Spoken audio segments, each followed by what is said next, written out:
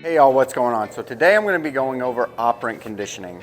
Operant conditioning is different from classical conditioning in that operant conditioning exists on a spectrum and inside of a quadrant. There are four main elements to operant conditioning: positive reinforcement, negative reinforcement, positive punishment, and negative punishment. All right, so if we break it down, let's take reinforcement and punishment first. All reinforcement means is to increase the likelihood of a behavior. All punishment means is to decrease the likelihood of a behavior. Positive and negative aren't necessarily good and bad. They're just either are you adding something positive, right, or are you taking something away, negative. Operant conditioning is the way that most organisms operate within life and within nature in general. I'm going to break down a couple of different examples using human situations and dog situations to help you better understand what operant conditioning means and help you understand what your trainer means when they talk about positive reinforcement, positive punishment, negative reinforcement, and negative punishment.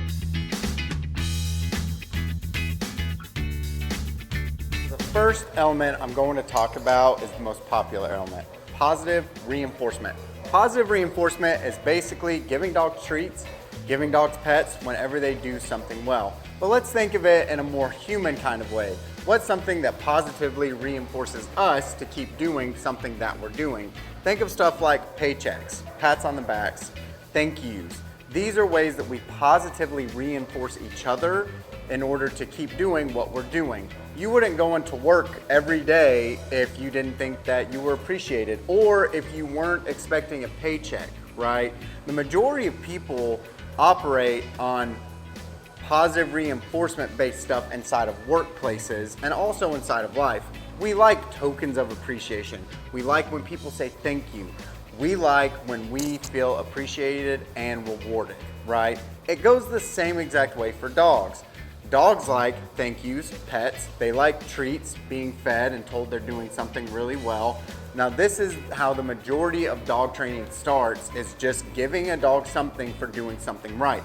It's very close to classical conditioning. However, it's the next step in classical conditioning in that we're not just marking and cueing, we are rewarding to increase the likelihood of a broad spectrum of behaviors. It's not just sit and down and stay. It could be calmness, it could be not jumping, whatever it may be. Positive reinforcement is one of the most effective ways to train a dog, in that you constantly are trying to capture and shape and mold things that you like and reward things that you like. However, it's not always just positive reinforcement. We also have negative reinforcement. Negative reinforcement is it's more of an abstract idea in that you are taking something away to increase the likelihood of a behavior, okay? A good way to think about this is something like time out. When you put a kid in time out, you are removing them and taking away their freedom to increase the likelihood that they remain calm in situations, right? Think of it with dogs. Whenever I'm trying to maybe give a dog a treat and it's getting very excited, but I remove it, I'm negatively reinforcing them. I'm saying, you do not get this unless you are calm and you take this treat calmly and you interact with me calmly. But when they do, I positively reinforce them and rewarding that behavior.